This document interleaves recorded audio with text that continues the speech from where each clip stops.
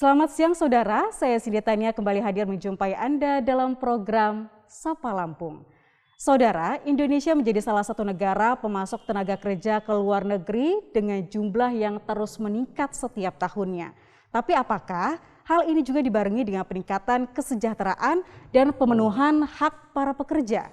Serta bagaimana sebenarnya tugas dan tanggung jawab pemerintah daerah untuk melindungi pekerja migran yang berasal dari kota maupun kabupaten. Hal inilah yang akan kita bahas dalam Sapa Lampung dengan topik dialog pekerja migran Indonesia, pahlawan devisa, dan warga negara VVIP.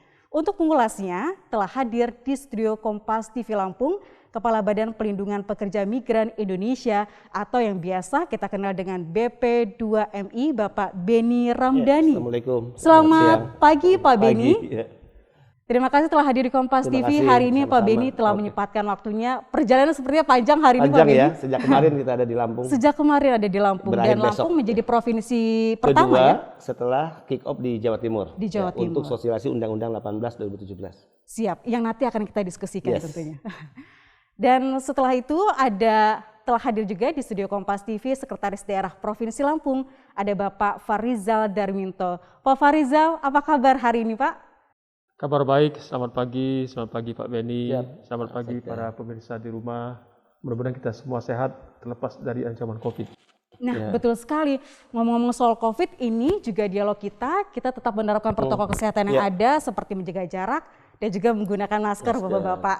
Saya terima kasih paling besar untuk Pak Beni dan juga Pak Farizal telah menyempatkan hadir di Kompas TV Lampung untuk membahas topik kita hari ini. Kalau tadi saya sebutkan pekerja migran, terus kemudian pahlawan devisa, dan juga warga negara VVIP. Ini juga berkaitan dengan lembaga yang satu ini nih, kepalanya langsung yang hadir di sini.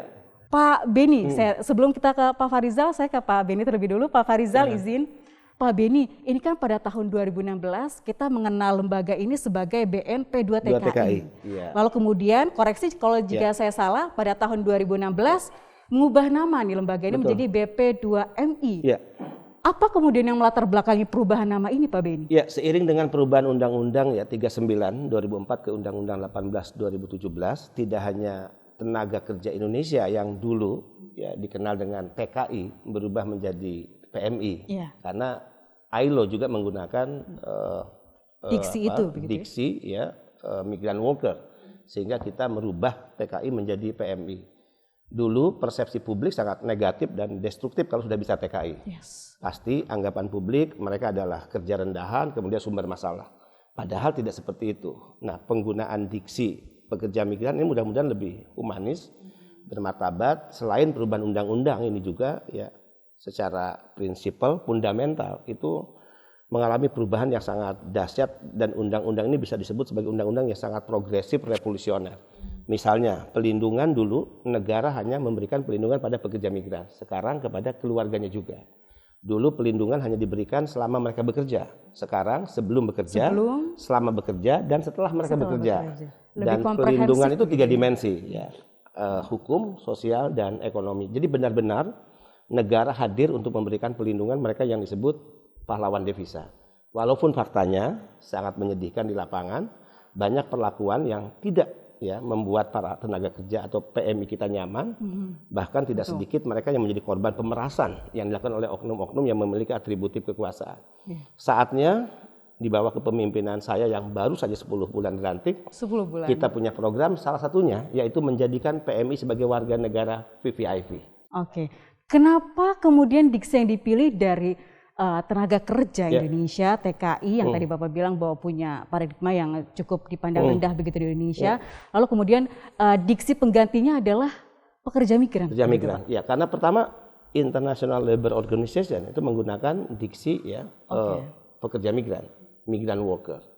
Nah, menjadikan mereka sebagai warga negara VVIP ini relevan karena mereka penyumbang devisa dalam bentuk remittance yang sangat besar, 159,6 triliun. Untuk negara ya Pak? Sektor terbesar kedua setelah migas.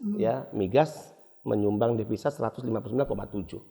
Sehingga saatnya negara hadir memberikan perlakuan hormat dan yang terkait dengan tata kelola penempatan, penanganan kepulangan, dan juga pelindungan itu benar-benar semaksimal mungkin sebagaimana istilah yang digunakan Pak Jokowi.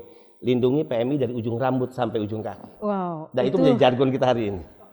Lindungi PMI dari ujung rambut sampai ujung kaki. kepala, sampai ujung kaki. Oke, Pak Beni, apakah nantinya perubahan nama lembaga itu akan merubah fungsi dan tugas dari lembaga itu tersebut? Justru yang terjadi adalah penguatan dalam berbagai hal. Dan juga ada pembagian tugas, ya tanggung jawab kewenangan yang dulu hanya menjadi tanggung pusat dan sekarang menjadi tanggung jawab daerah. Misalnya di pasal 40, 41 dan 42 tegas, strict, di mana penyelenggaraan pendidikan dan pelatihan mandatorinya itu kepada pemerintah provinsi dan kabupaten kota. Dan desa memiliki wewenang yang sangat banyak, salah satunya adalah menjadi pusat penyebaran informasi tentang peluang kerja. Jadi ini adalah cara menyelesaikan masalah dari hulu, ya, untuk ya kita melakukan proteksi dini agar masyarakat mendapatkan akses informasi yang cukup, agar mereka tidak menjadi korban dari sindikat atau mafia penempatan ilegal yang biasanya mereka menggunakan kaki tangan yang datang langsung ke desa-desa, bahkan ke rumah-rumah penduduk, menawarkan pekerjaan, iming-iming gaji ya yang menjanjikan, kemudian semua pembiayaan di cover oleh mereka yang sesungguhnya itu menjadi hutang di kemudian hari dan dipotong dari gaji selama 10 bulan. Sehingga banyak pekerja migran kita yang menjadi korban sindikat kembali ke tanah air, hanya baju di badan, tidak memiliki uang tabungan karena habis untuk membayar hutang, karena dengan bunga yang sangat besar, dan akhirnya setelah tiba di tanah air dia berpikir untuk kembali ya ke negara-negara penempatan. Selain rata-rata ya mereka yang diberangkatkan secara ilegal dipastikan akan menjadi korban eksploitasi, kekerasan fisik, kekerasan seksual, gaji yang tidak dibayar sesuai kontrak, pemutusan hubungan kerja secara sepihak, pemberlakuan jam kerja yang melebihi batas.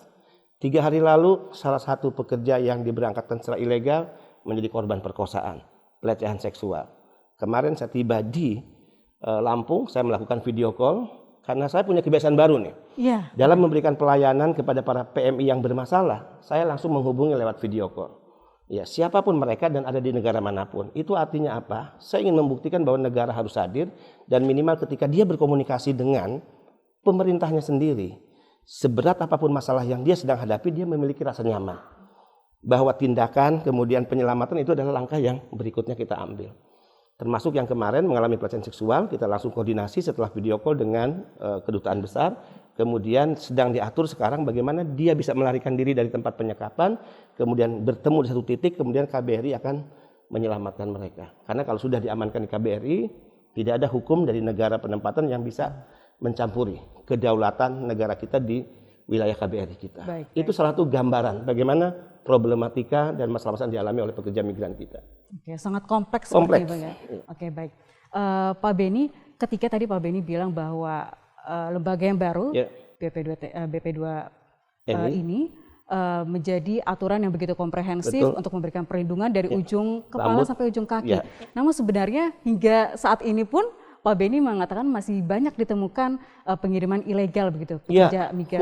Tapi sebenarnya perdagangan orang ini kan isu internasional. Ya, mereka adalah mafia sindikat yang sangat terorganisir.